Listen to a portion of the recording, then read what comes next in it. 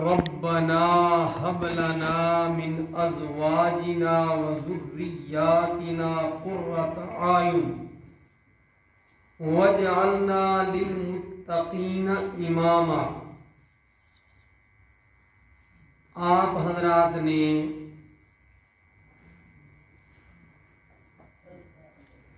بائیسویں رمضان المبارک کی تراویح کے بعد سے قرآن حکیم کی تعلیمات کی روشنی میں ایک مومن کے خد و خال کیا ہوں، اس پر کئی سارے دروس سماعت فرمائے۔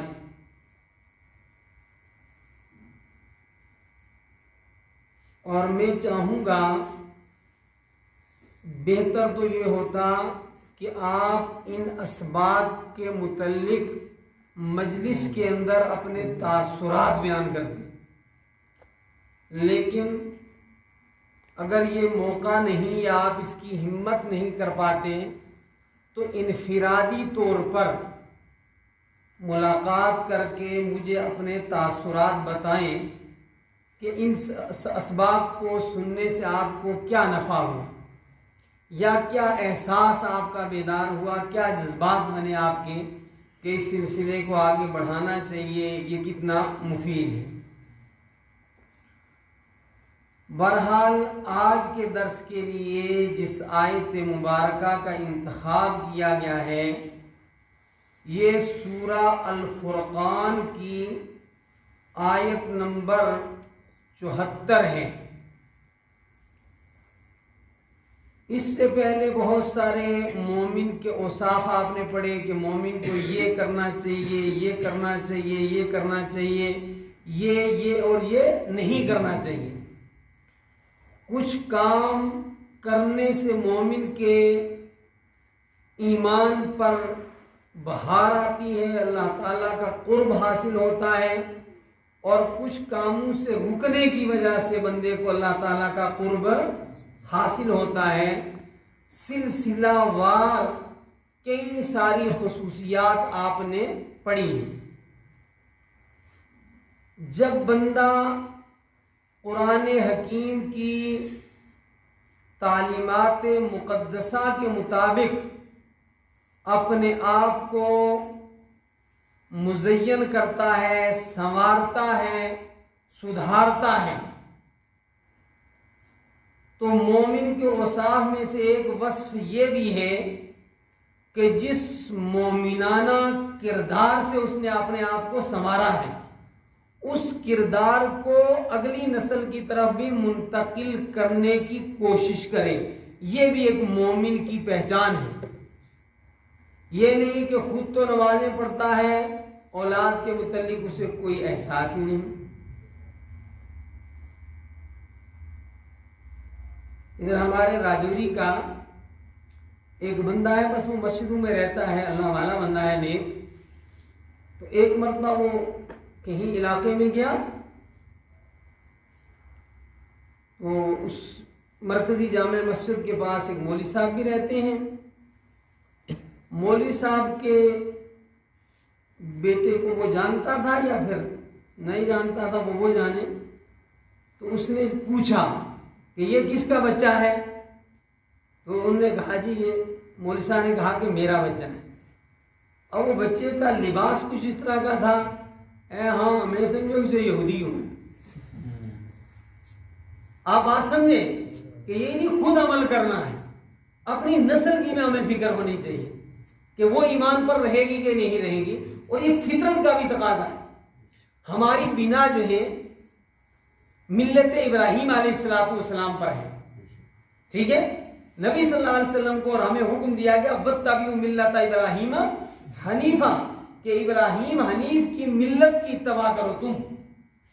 اور ابراہیم اور اسماعیل علیہ السلام نے جب کعبۃ اللہ کی تعمیر کی اس وقت جو دعائیں کی ابراہیم علیہ السلام نے، ان دعاؤں میں سے ایک دعا تھی ربنا وجعلنا مسلمین لک ومن ذریتنا امتا مسلمتا لک، کہ اللہ مجھے بھی اپنا فرما بردار بنا اور میری آنے والی نسل کو بھی اپنا فرما بردار بنا۔ نبی کی سوچ، مومن کی سوچ یہ ہونی چاہیے کہ اسے اگلی نسل کی بھی فکر ہو، ان کی ثقافت کیا ہے، ان کی معاشرت کیا ہے، ان کی تہذیب کیا ہے، ان کے عقیدے کی صورتحال کیا ہے، ان کے عمل کی پوزیشن کیا ہے۔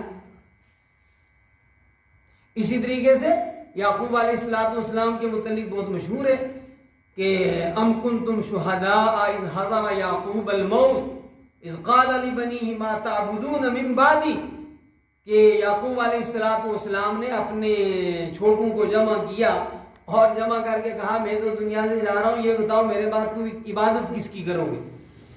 تو مومن کی شان میں سے ایک شان یہ ہے، مومن کے اعمال میں سے ایک عمل یہ ہے، مومن کی صفت میں سے ایک صفت یہ ہے والذین یقولون ربنا، اور وہ لوگ جو کہتے ہیں اے ہمارے پروردگار ہب لنا من ازواجنا وذریاتنا قرۃ اعین، اے اللہ میری بیوی اور میری اولاد کے ذریعے میری آنکھیں ٹھنڈی فرما۔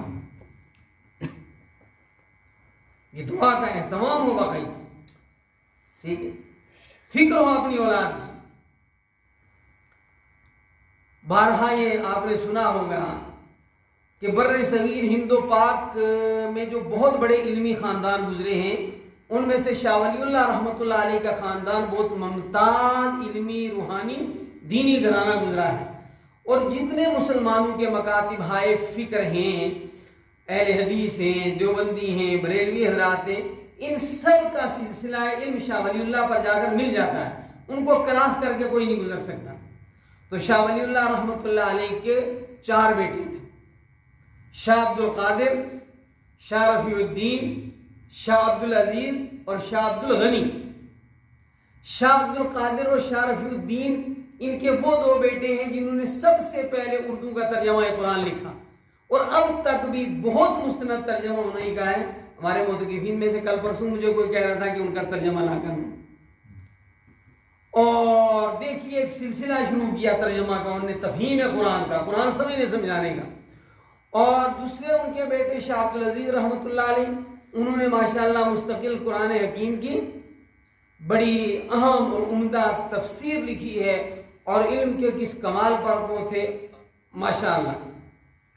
اور چوتھے بیٹے ان کے جوانی میں انتقال کر گئے تھے، شاہ عبد الغنی رحمۃ اللہ علیہ، اس لیے کوئی بہت بڑا وہ علمی کارنامہ تو انجام نہیں دے سکے، لیکن شاہ عبد القادر رحمۃ اللہ علیہ کے بیٹے تھے سید احمد شہید رحمۃ اللہ علیہ۔ روایت سے یہ پتہ چلتا ہے کہ شاہ سید احمد شہید رحمۃ اللہ علیہ کا خانوادہ جب اس طرف کے بالاکوٹ میں پہنچا،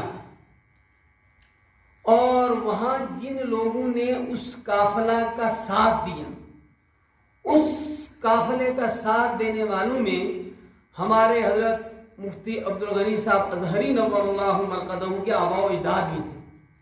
پھر وہاں سید احمد شہید کا قافلہ حق و صداقت اور ان کا ساتھ دینے والے ناکام ہو گئے، تو پھر جو کامیاب ہوئے انہوں نے ان کی مخالفت شروع کی، اور اس طرح یہ قافلہ وہاں سے آتے آتے خاص طور پر ہمارے مینڈر میں ایک تو ان کا خاندان اور دوسرے سن کوٹ کے سادات کا خاندان، یہ اس وابستگی سے جو ہے یہاں پہنچے۔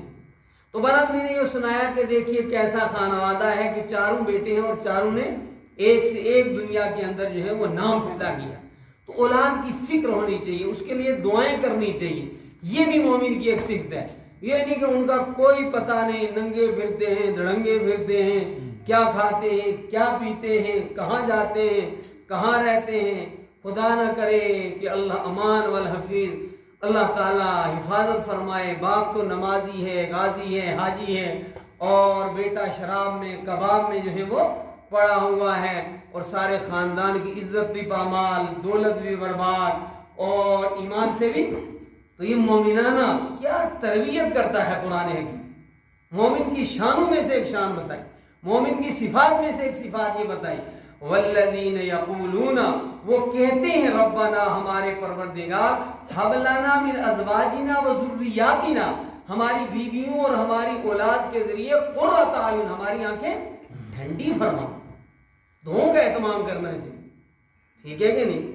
ورنہ جناب خاص طور پر یوتھ پارٹی کوئی مصیبت سر پڑ گئی نا تو روتے پھرو گے ساری زندگی، اس لیے دعاؤں کا بھی اہتمام کیا کرو۔ حضرت نبی اکرم صلی اللہ علیہ وسلم نے فرمایا اللہم انی اعوذ بک من امرأۃ تشیبنی قبل المشیب، اے اللہ اس عورت سے میں تیری پناہ مانگتا ہوں جو بوڑھا ہونے سے پہلے مجھے بوڑھا کر دے، ٹھیک ہے؟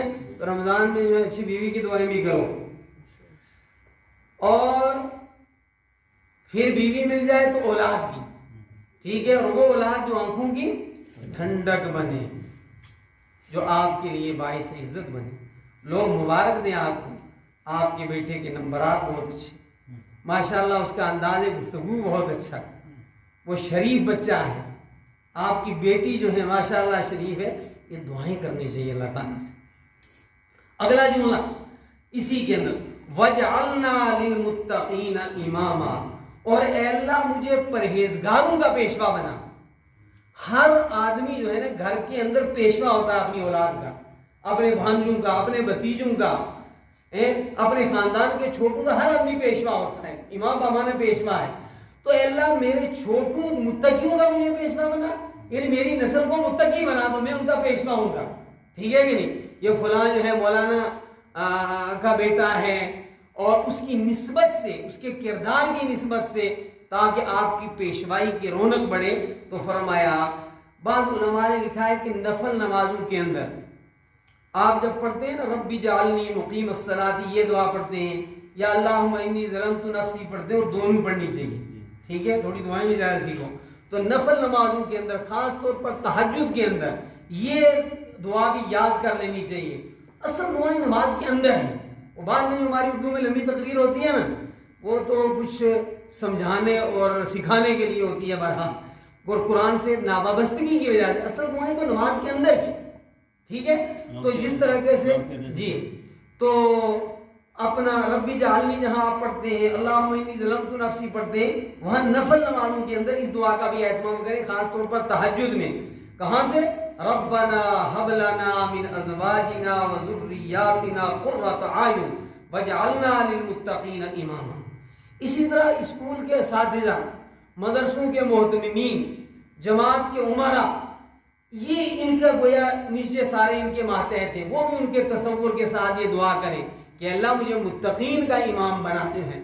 ایسا نہ ہو کہ ماتحتوں کے برے اعمال کی وجہ سے کل آپ کو رسوائی ہو۔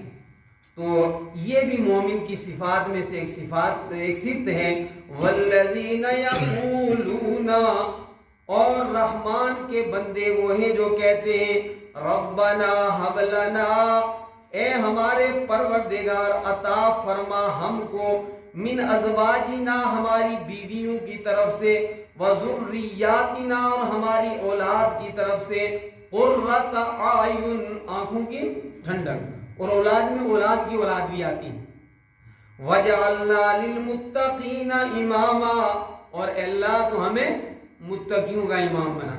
ایسا نہیں نماز تو پڑھے امام کے پیچھے باہر جا کر جو ہے گالیاں دے، سمجھے؟ تو آج یہ بھی دنیا میں ہوتا ہے، جب بڑے بڑے کچھ لوگوں کے جو ہے وہ کردار سامنے آتے ہیں عالمی سطح پر، تو دیکھتے ہیں کہ وہ کس مسجد میں نماز پڑھتا تھا، یہ کس مولوی کی تقریر سنتا تھا۔ آپ کو پتا ہے ڈاکٹر ذاکر نائک صاحب پر جو کیس کی ابتدا ہوئی تھی، وہ ایسے ہی ایک واقعے سے ہوئی تھی کہ وہ ایک آدمی کسی معاملے میں پکڑا گیا، اس کو پوچھا کہ کس کو سنتے ہو، اس نے کہا میں ان سے، پر وہ دوسری بات ہے۔ تو اس لیے ائمہ کو بھی مقتدیوں کے لیے دعا کرنی چاہیے کہ میرے مقتدی جو ہیں وہ اچھے کام کریں تو میری بھی عزت ہو۔ دعا کریں گے آپ لوگ؟